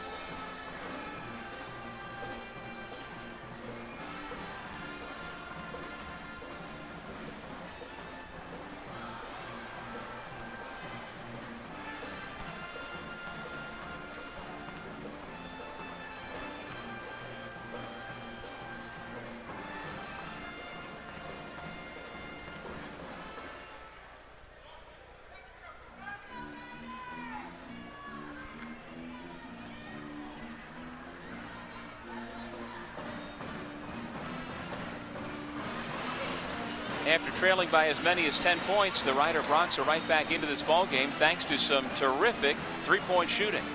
And really, it was the change of defense by Farfield that kind of got the three-point shooting going for Rider. They saw zone back-to-back possessions, back-to-back three-pointers. That time, Thompson stepping right into it. And then when they went back to the man-to-man, it didn't matter. Late to get there on the closeout, Jeff Jones able to tag it. 3 straight threes, got them right back into this ball game. Talk about how both teams really struggled from beyond the arc in that first half. Farfield continues to struggle here in the second half, but not so for Rider. Well, for both teams here in the second half, true to form. I mean, this is what Rider needs and wants to do. And they're a team that really, when they get going and get rhythm offensively, they are tough. Olander blocks the first shot attempt, but then Matthews is going to be whistled for the foul. Well, defensively, as they switched up, Rob, from man to zone, with the foul difficulty that's mounting, perhaps that is what Coach Johnson was thinking, trying to protect some of his players like Sanders and Olander. And also, they, throughout the season, have gone between man and zone. And I think as well, remember, that was when Vin talked to him at the timeout, talking about the respect that he had for Tommy Dempsey's team offensively, figuring that they were going to go do something against the man-to-man and figure it out. Went zone, and I think what it did is it got Rider feeling good about their offense after knocking down 2 open threes. They're a little more comfortable. Yep. They didn't have people in their space like we saw in the first half. Yeah, great point. A lot easier to make an open shot. Tommy Dempsey had a good point talking to him today. A lot of times, field goal percentage is based on how many good shots you get. When that man-to-man's right up in your grill, a lot more difficult to convert. Thompson blocks Matthews and then saves it. How about that athletic play by Thompson? Jones wide open. Nickerson with another rebound. That is his 7th. Fairfield holding on to a 1-point lead. Wade able to stretch it to 4. And boy, did they need that. Rattling it in. Just their 3rd 3 on the game. They've had a lot of open threes over top of the zone every once in a while, Doug. If you're going to beat a zone defense, you got to be able to score it over top.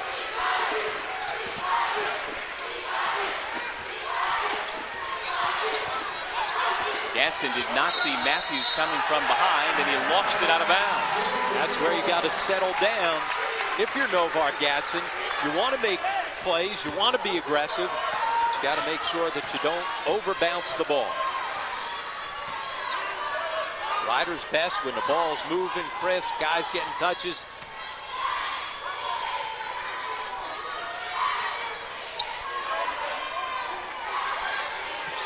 Wade, can he make it 2 in a row? Didn't use the rim that time. Well, didn't need to. As we said, Wade, their best three-point shooter on the season, coming up with 2 of the biggest threes of the season. Now, three-pointers, or the dearth of three-pointers in the first half are part of the story, but both sides heating up from the perimeter here in the second half. Remember, before these back-to-back threes by Wade, they were just 2 of 17 from beyond the three-point line. Good ball reversal, little late getting there with the zone. We talked about how you need to drive it against the zone, get it to the high post, all that. That's to collapse the defense. But against the zone, you still got to be able to make those open looks over top. Fairfield has struggled all game long, except for the last 2 threes from Wade. That allows them to stretch out the lead to 7 and protect Rakim Sanders, who's been on the bench with those 4 fouls. And this Fairfield team comes into the postseason having lost 3 of 4. The Stags are 17 and 13 overall. Desmond Wade in his first year of eligibility at Fairfield after transferring from Houston with a couple of big three-pointers to build the lead back up. And there is Nickerson at his best. The junior from Waukegan, Illinois, with his first 2 points.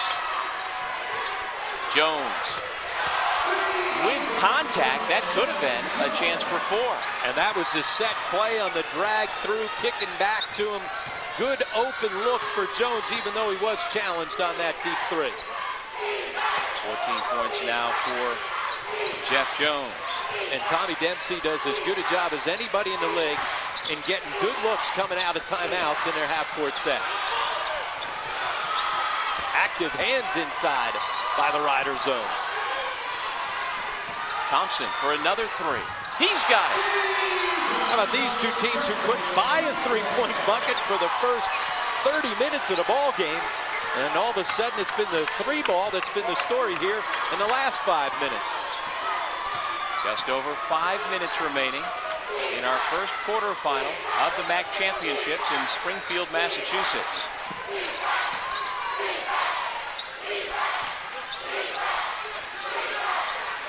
Kim Sanders still on the bench with 4 personal fouls. Wade couldn't make it 3 in a row. And that was deep. You notice there's 3 lines there. You get the high school line as well as the college line as well as the NBA line. He was a couple of feet beyond the NBA line.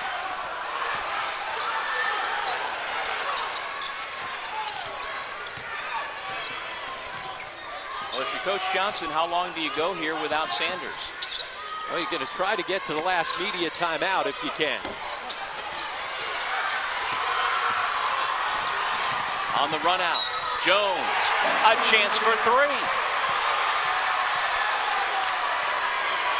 Well, he said if you can. Rider trying to make it so that you can't wait to the next media timeout. Good defense. Here comes Jones attacking the rim, using his quickness to get to the side of Olander so that it's not chest to chest, and that's the 4th foul on Olander. So both bigs inside, Olander as well as Rakim Sanders. And there's your answer. Tried to wait to the last media timeout, but because of this run by Rider, forced to bring Sanders back in off the bench with his 4 fouls, and now Olander has 4 himself. And so Jeff Jones, who's put together a terrific ball game here this afternoon at the line. And that's a 3-point play, which ties the ball game at 47. Jones has 17 points and 7 rebounds, helping the Bronx to a 9-0 run. Sanders strong to the rim. Well, you got to come back into the ball game, make your presence felt, get a touch for him right off the bat, and he took full advantage. Farfield back on top, and the foul committed. If it's Olander, it's 5. He's pointing at Barrow, saying it's on Barrow, not me. And it appears to be on Barrow. Take a break. 2-point ball game with under 4 remaining. Welcome to the end. To the glory of the Division I MAC Men's and Women's Basketball Championships. March 1st through the 5th at Mass Mutual Center in Springfield. Action guaranteed to have you on the edge of your seat. All the way with a slam dunk. The way to the NCAA, the MAC Championship. March 1st through the 5th at Mass Mutual Center. Grab your tickets at Ticketmaster.com, Massachusetts.com, or at the Mass Mutual Center box office. How did I get here? Dumb luck or good decisions? Ones I've made, ones we've all made. About marriage, children, money, about tomorrow. Here's to good decisions. Who matters most to you says the most about you. Mass Mutual is owned by our policyholders, so they matter most to us. Mass Mutual. We'll help you get there. That's the worst half of football I've ever seen. Are you telling me we can't do this? I got this, Coach. You know, people said, Pepsi Max? You can't get maximum Pepsi taste with 0 calories. Who said that? But Pepsi Max didn't listen. We just delivered it. So get out there and taste that sweet 0-calorie victory. The little guy's right. Pepsi Max. 0 calories, maximum Pepsi taste. Do you validate parking? The Pepsi Max National MAC Game of the Week is brought to you by Pepsi Max. 0 calories, maximum Pepsi taste. Blue Rock Energy. Blue Rock Energy saves you money on electricity and natural gas. Blue Rock Energy, putting people in power. The American Red Cross, encouraging you to do something that means something. Anaconda Sports, home of the Rock, is proud to sponsor the MAC. And by Dunkin' Donuts. What are you drinking? America runs on Dunkin'. Fairfield clinging to a 2-point lead late in this first quarterfinal without its injured point guard Derek Needham. For more on Needham, we send it over to Vin Parisi. I'll tell you what, guys, and obviously Needham breaking that foot February 24th against Iona, out for the MAC tournament. Nobody has been cheering the Stags on in this arena harder than Needham down the stretch here in the second half. He's getting in guys' ears in huddles. He's an extra assistant coach on the floor right now for Sidney Johnson, and he is cheering his team through every single possession. Needham showing leadership here while not on the floor. Guys? Thank you, Vin, and that is a terrific point. It's something that Derek Needham has been exhibiting from the moment he got on campus at Fairfield as a freshman. Ed Cooley looked at him immediately as an extension of him on the floor. Yeah, he's been the face of the program from the day he walked on to the Fairfield campus, and he's been a leader, a natural leader from day one. And that continues, as Vin pointed out, on the bench here today. And as long as the Fairfield season continues, he's the type of guy that will be involved from the bench as best as possible.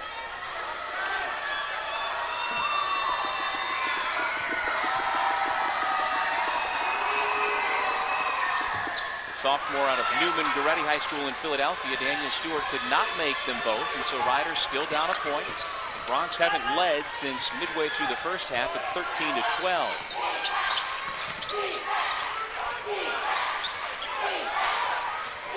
Sanders works the baseline, always has a crowd around him. He's where Fairfield wants to go with the basketball. And this is Sanders stepping out. Less crowded out on the perimeter. Everybody trying to sit on top of him in the low post. And I think the officials are going to go check and make sure to see if indeed it was a three. Remember, we talked about it before in this arena. You've got three lines on the floor, and sometimes can be a little bit difficult to try and figure out which indeed it is. And it's the white line that is the three-point line here. And as well, that makes it more difficult because against the natural color of the floor, even a little bit harder sometimes to see that three-point line. Again, the white line is 20 feet, 9 inches from the rim. Men's college basketball plays with that line. And so the officials are trying to make sure that it's a 3 or a 2. Looks like a 3 to me. Looks like a 3 to me. Yep. But again, you can see with those three lines there, and want to make sure, especially this late in the ball game, 3.5 minutes left, want to get it right, so they go to the monitor. Well, you know, this is not Fairfield's first game in this building this year. Coach Johnson did a nice job to schedule a game here back in December against Old Dominion. Siena did the same thing, playing a neutral site game against UMass back in December for an opportunity to get the lay of the land. And that was one of Fairfield's best games of the season, beating a good ODU team here in this building. And so it is a three-pointer for Rakim Sanders, and the lead is up to 4.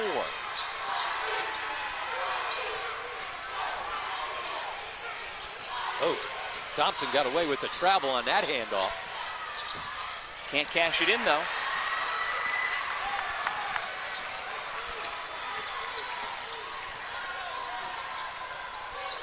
Three-guard offense for Fairfield, and a timeout called by Johnson to get Sanders back into the game.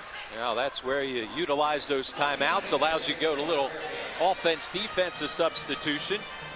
Came up with the stop at the other end, and now you're able to get Sanders in for the offense. So 2 timeouts remaining for Sidney Johnson's Stags, 3 remaining for Ryder. You can see underneath our score, those little yellow dashes represent how many timeouts remain for each team. And you can see also that Ryder is in the bonus. Fairfield's committed 18 fouls. Ryder's only been called for 14 fouls, and as the game goes forward, still got a ways to go before you'd ever start thinking about fouling, but that could become a factor if Tommy Dempsey's club needs to stop the clock and send Fairfield to the line. But still a couple of minutes away from that becoming a factor. And Fairfield, not a very good foul shooting team on the season, just 65%, second worst in the MAC, and missed foul shots really hurt them coming down the stretch Sunday in their loss at Ryder. Had an opportunity to stretch out a lead from the line, didn't do so, left the door open, and that's when Novar Gadsden came crashing through that door with the last 8 points of the ball game. And Ryder won that ball game 65-62 6 days ago down in Lawrenceville, New Jersey. Here's Rakim Sanders earning a trip to the line, and Stewart can't believe he's called for the foul. He's the one holding his face right now. And Jonathan Thompson, because he put so much pressure out on Olander, that allowed Sanders some more room inside to maneuver. They've usually been sitting on top of him, but by stretching the defense out to the three-point line against Olander, gave him some spacing. Daniel Stewart pleading his case a bit to John Hughes, saying, I'm the one with the bloody lip. But you're playing against a fifth-year senior, Rakim Sanders, who brings that type of physical presence to the low post. Another missed opportunity 15 feet away. Here's the spacing. You see, jumping right in. He creates the contact. If you're Daniel Stewart, what are you supposed to do then? Can't defend it any better than that, but when the offensive player goes and creates that contact, that's supposed to be your space defensively, but what you do is you put pressure on the official to blow the whistle. And on the defense switch, Sanders with those 4 personal fouls heads out again, and now Tommy Dempsey, the Ryder head coach, burns a timeout. He's now got 2 remaining. 53-48. The winner of this will move on to the semifinal round to take on the winner of our next quarterfinal between either Iona or Marist.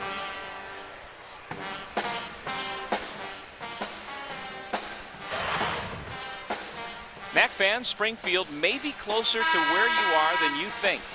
Here at the Mass Mutual Center, we're only 90 minutes from Albany, 2 hours from New York City, and 2.5 hours from Poughkeepsie, the home of the Marist Red Foxes. So you can still come and get your tickets today at Ticketmaster.com. And Doug, you and I were talking about it before. Tommy Dempsey does as good a job as you see the top-seeded Iona Gales waiting to get out on this floor. Tommy Dempsey does as good a job as anybody in this league of getting good shots coming out of timeouts. They execute and get good looks. Let's see if he's able to do that here again. You see Scott Machado in the big 3 for Iona, waiting to play along with Mike Glover and Momo Jones. Oh, they nearly had Jones on the back door. Good ball pressure by Olander to not allow him to see him. There's Olander stepping up big, being tall. Stewart to the rim. He will shoot 2 free throws. That's the energy of Danny Stewart, and where he's a tough matchup. You know, he's playing the 4 at times. He's their center on the floor.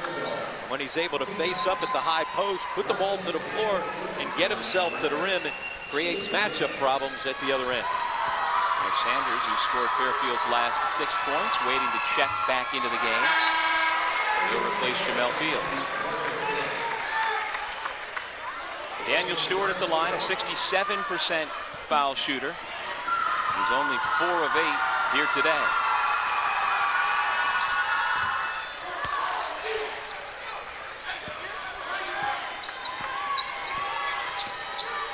Fairfield's on top by 4 with the basketball. Wade, Nickerson, Sanders, Barrow, and Olander.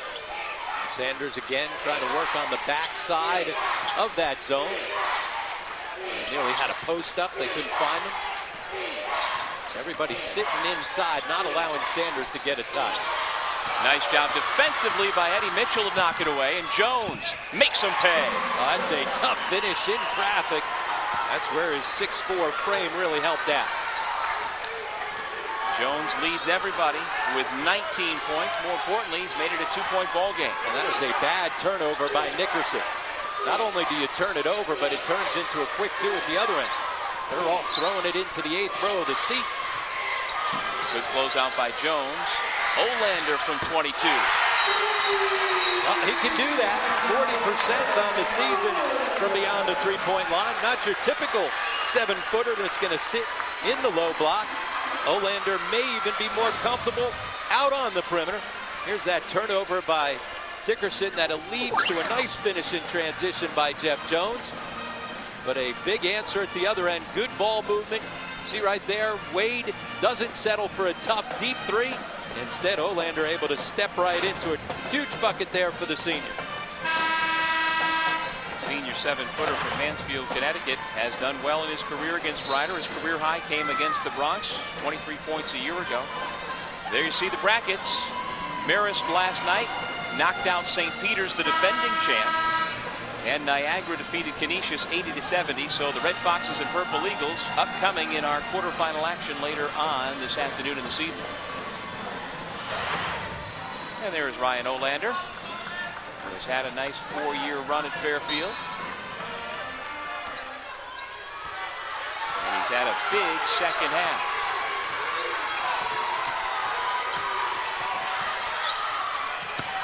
Gadsden, and a blocking foul called against Barrow. Much like we saw Sunday when the game was on the line, Tommy Dempsey put the ball in Novar Gadsden's hands. In this situation, minute and a half left, they go right back to the same thing. Fourth foul on Barrow. And even though Gadsden has scored the basketball so well over the last month, I still feel like he's not as nimble as he used to be. And you know, the microfracture surgery takes a lot out of you, takes a long time to fully recover. And I just don't feel like he is back to where he was. Still productive, still an important part, and maybe he's the guy you go to in the final 123, but just in a different way perhaps. I agree 100%, especially not as explosive to the rim. I mean, here's a guy that used to go and dunk on guys. You don't see that from Gadsden, but right there, big 2 foul shots coming down the stretch. He's only got 1 field goal today, 1 of 7 from the floor, 1 of 4 from beyond the arc, for his total of 5 points.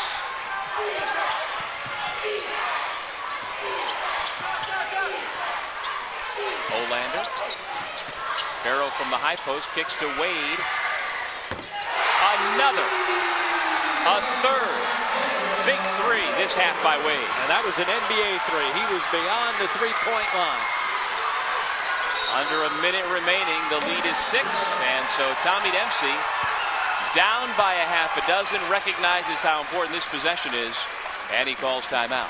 When you get to the hot ball to the high post against the zone defense, you force it to collapse, so on the kick out, you get the open look. Even though this is a deep 3, nobody there to challenge. You saw the 3 cranberry jerseys in the paint, and because of that, Wade's able to step right in. Good rotation on the basketball. Their best 3-point shooters come up with 3 huge threes late in the ball game. All 12 of Wade's points have come from beyond the arc, and we talked in the first half about how 2 years ago in the Conference USA tournament,